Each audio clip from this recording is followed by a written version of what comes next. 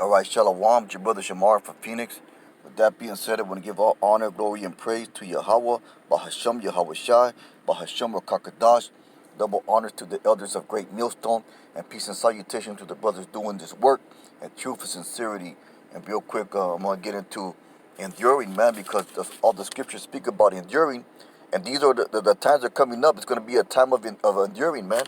A time of great enduring. Jacob's trouble is coming up, man. The martial law, the microchip, everything. Mark of the beast, race riots, famine of bread, famine of the word. That's what's coming up, man. That's next on the Lord's agenda. You know, and it's going to be a time of great enduring. So to get that mind state, the elect are going to have that enduring mind state, man. And endure what? Endure hardness. Because it's going to be a hard and difficult time, man. We have to prepare our minds, our hearts. We got to prepare ourselves to be in that mindset of enduring. How do we do it? By suffering right now, man. By going through hardships right now. By building up your spiritual muscle. Because the brothers that work out, man, they got to build up their endurance. When you first start doing push-ups, maybe you can only do 10, or maybe you can only do 5, man. But you keep on going at it and keep on going at it. Those 10 and 5 will be nothing to you. And you'll be knocking out, 15, 50, even 100, Why? Because your body builds up endurance. And it's the same thing with our spirit, man. We have to build up our spiritual endurance by forcing ourselves, by doing the hard things, man. By being disciplined in this truth. With that, I'm going to get 1 Corinthians 9:24. It says, "Know ye not that they which run in a race run all, but one receiveth the prize? So run that ye may obtain." And who's the man that receives the prize in a race? The man that endures, the man that ignores the pain, the man that puts forth his best effort, man. The man that prepared and trained for that race. So we have to prepare and train, for our race, our reward. And that's what? The kingdom. In order for us to do that, we have to have that mindset, man, of an athlete, preparing for the greatest trial, man. Because the greatest trial was coming. That Jacob's trouble is coming, man.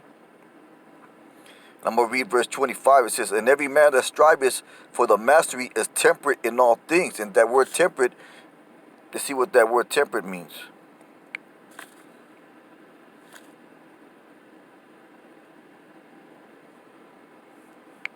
It says that word temperate, it says showing moderation or self-restraint. So moderation, so basically balance, man. Basically that word temperate means balance. So that the word moderation, that word temperate, it goes into being having moderation. That word moderation basically it means balance. And every man that strives for the mastery is balanced. But basically read it like that, is balanced in all things. So you got to be balanced in this truth, man. That's a very important part. We tend to put too much things into one area of our life and not enough into other areas, man. You got to look at it like spokes on a wheel, basically. And every spoke is a different aspect of your life, and all those spokes got to be the same size for that wheel to roll. So you have different aspects that go on in your life. You have your work life, your family life, your life in this truth.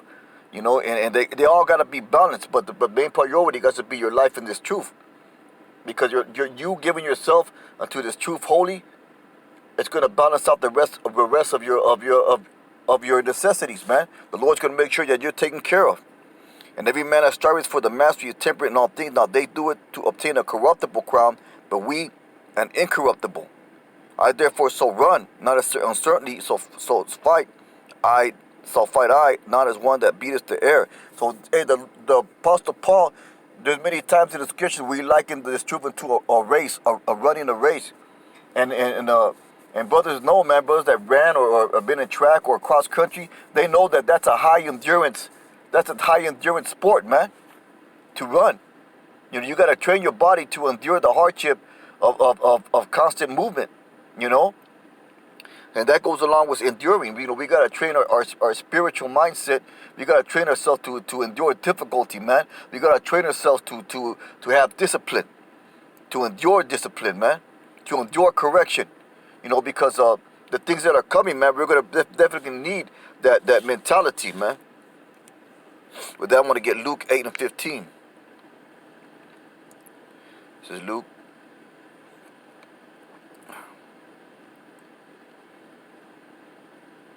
8 and 15. And it says, but that on the good ground are they which an honest and good mind heart have hearing the word, keep it and bring it forth fruit with patience. So this is the parable about the sower and the sower, the seed, man. And we're that good ground. Most High wouldn't.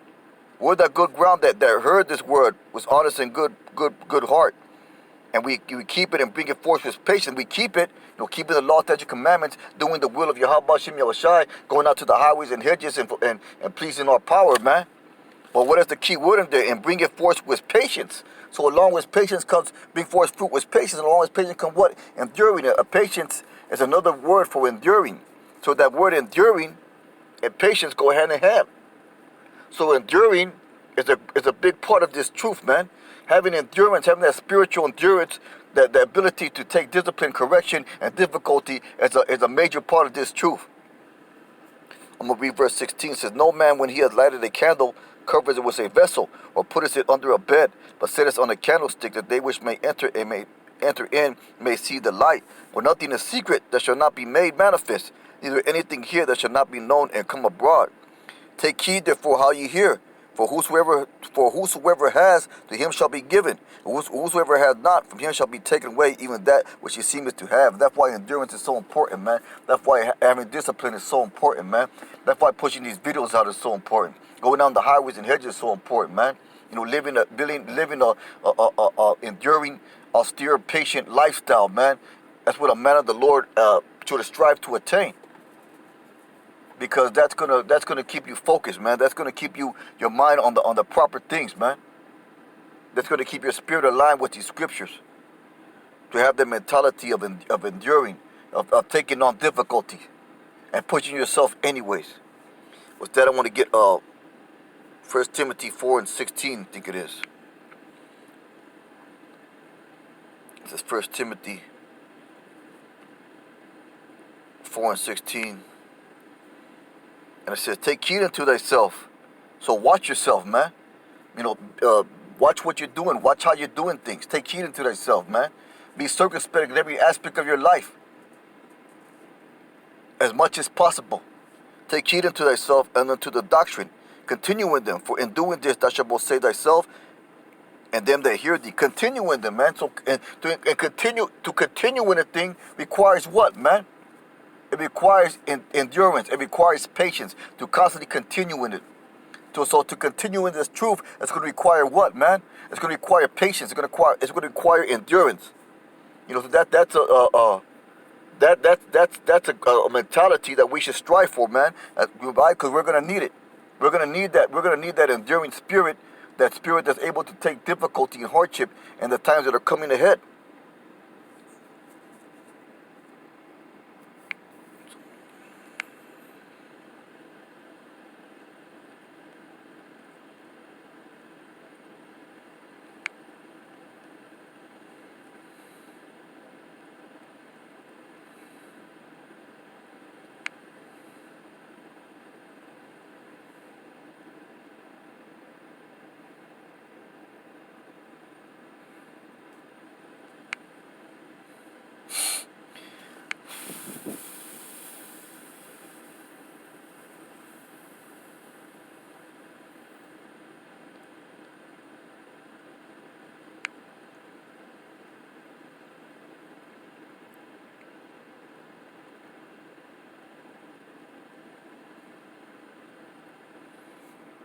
With that, I want to get Salaki. With that, I want to get James 1 and 12. It says, blessed is the man that endureth temptation. Enduring, that's the key word right there.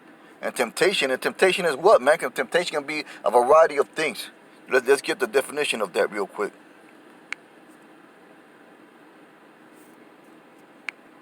It says temptation, the desire to do something, especially something wrong or unwise. A thing, of course, of action that attracts or tempts someone.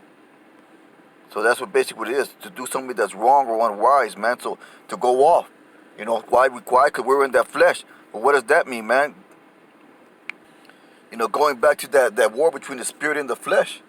Blessed is the man that endureth temptation, endureth what? And endureth the difficulties of living in these chains of darkness, but trying to be as spiritual as you can be. For when he is tried, and that's exactly what's going to happen. The Lord's going to try us, man. The Lord's going to put us through that difficulty. The Lord's going to put us through that Jacob's trouble. Famine of the word, famine of bread, pestilence, disease all around you, man. All those things are coming. Mass death and catastrophes. All these things are coming, man. That's going to try the man of the Lord. For when he is tried, he shall receive the crown of life which the Lord has promised to them that love him, or them that obey him. So that's another scripture on endurance, man. But then I'm going to close it out on Revelation 3 and 11. It's a real quick lesson. I'm over here at the plantation once again, man.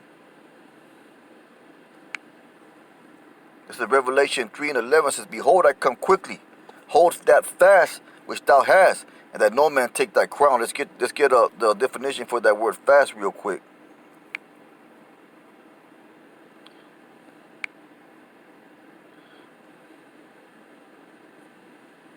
We'll find the Webster's definition first.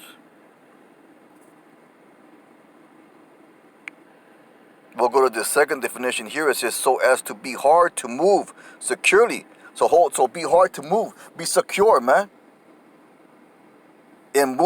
Secure tightly, immovably. Immovably. Yeah, so as to be hard to move securely.